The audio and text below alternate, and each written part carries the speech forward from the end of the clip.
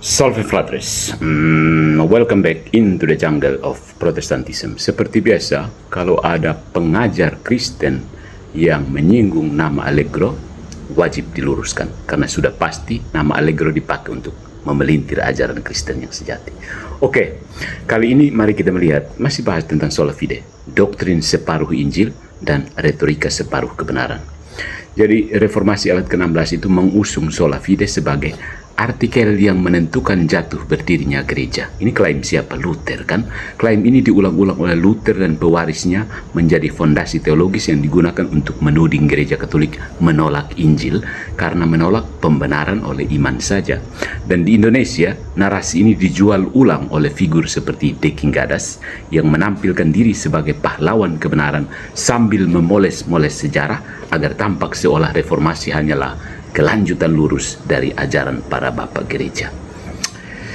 Masalahnya yang dipakai bukan sejarah, melainkan sejarah versi Photoshop. Potong sini, buang situ, tempel label nuansa reformasi, lalu klaim ini bukti. Good job Protestantism. Mari kita lihat bagian pertama, kelemahan konseptual sola fide reformasi. Yang pertama, definisi yang sirkular. Luther mendefinisikan Injil sebagai janji pengampunan yang diterima hanya oleh iman, lalu memvonis siapapun yang menolak definisi itu sebagai penolak Injil. Ini namanya circular reasoning, alias argumen gasing, muter-muter tidak karuan, memulai dan mengakhiri argumen di titik yang sama. Yang kedua, ada reduksi keselamatan. Sola fide reformasi memisahkan pembenaran dari pengudusan, justification from sanctification, menjadikannya deklarasi forensik belaka.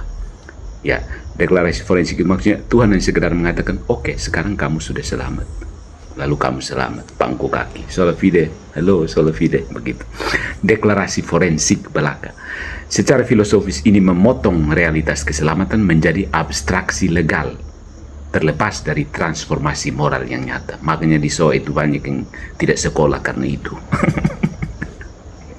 Yang ketiga, ketidaksesuaian dengan konsensus patristik. Bagi gereja, dari Ignatius sampai Agustinus, tidak pernah memisahkan iman dari kasih.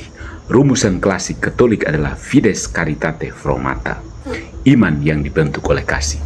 Dalam logika moral, iman tanpa kasih hanyalah pengetahuan kosong, fides informis, iman tanpa bentuk, bukan jalan keselamatan.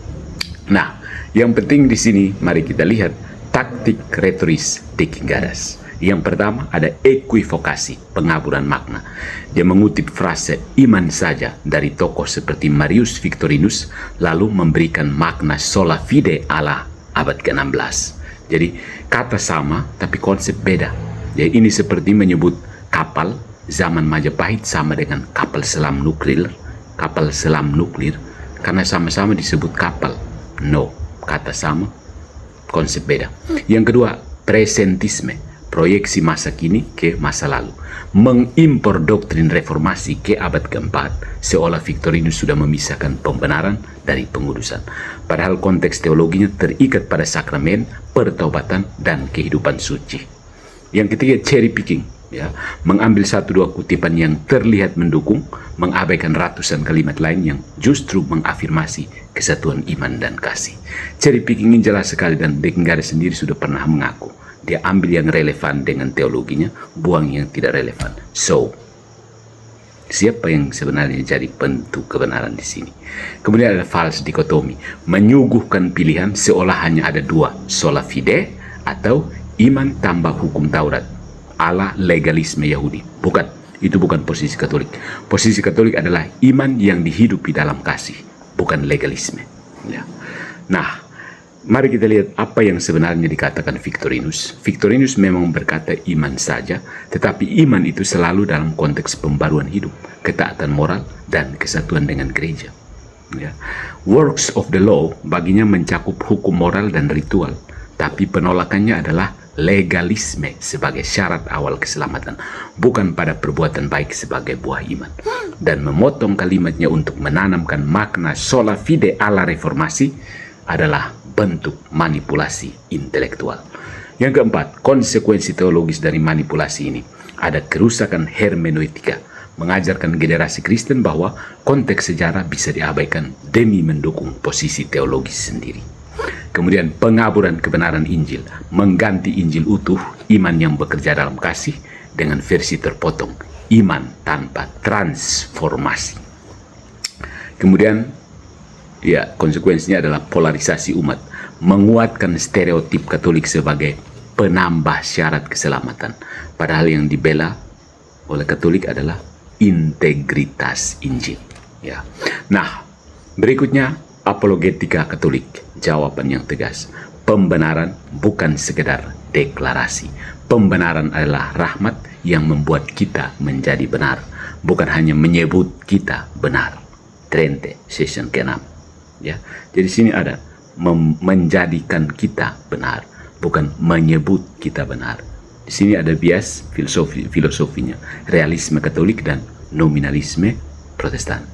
Nanti kita akan membahas tentang predestinasi, realisme Thomas Aquinas dan nominalisme, voluntarisme dari John Calvin. Yang kedua ada keselamatan adalah partisipasi. Iman membuka pintu, kasih memelihara kehidupan di dalamnya. Galatia bab 5 ayat 6. Dan yang ketiga, tradisi patristik itu konsisten. Bapak gereja sepakat bahwa iman tanpa kasih adalah dead faith, iman yang mati. Jadi, reformasi itu menjual sola fide sebagai kemurnian Injil. Padahal secara filosofis, dia hanyalah potongan dari keseluruhan misteri keselamatan. Teknik retoris ala Dekingadas, equivokasi, presentisme, cherry picking, bukan sekedar debat kotor. Itu adalah pengaburan kebenaran teologis. Bagi Katolik, Injil bukan hanya deklarasi hukum, tetapi kuasa Allah yang mengubah manusia secara nyata. Dan itu tidak pernah bisa diperas menjadi slogan iman doang yang berdiri telanjang dari kasih. Good job, Protestantism. Tapi bagus ya. Sola fide itu sebenarnya memang doktrin inovasi dari Luther sendiri. Coba perhatikan misalnya kuliah Dekingadas yang terbaru. Dia mulai dengan Luther mengatakan bahwa ini adalah Injil murni. Lalu semua orang yang tidak percaya Injil versi Luther jadi salah semua. Siapa Luther sih? Kok sampai tega-teganya dia menambahkan kata fide lain itu di dalam teks? Itu manipulasi jelas-jelas. Kamu bilang apa? Trinitas tidak ada di Alkitab, tapi orang bahkan setelah konsili orang tidak buka itu Alkitab lalu masukkan kata Trinitas, tidak ada. Tritunggal tidak ada. Ya, begitu. Jadi tidak usah terlalu bela itu Romo pembangkang satu itu. Kampung Romo ya. Kenapa kamu terlalu ikut dia? Ya kan? Ya, jadi saudara-saudara, nantikan pembahasan filosofis kita tentang predestinasi versi filsafat realistik dan predestinasi versi filsafat voluntarisme. Hasilnya adalah dua Tuhan yang berbeda. Maka pernyataan saya bahwa Tuhan Katolik dan Tuhan Protestan itu berbeda, itu akan saya buktikan.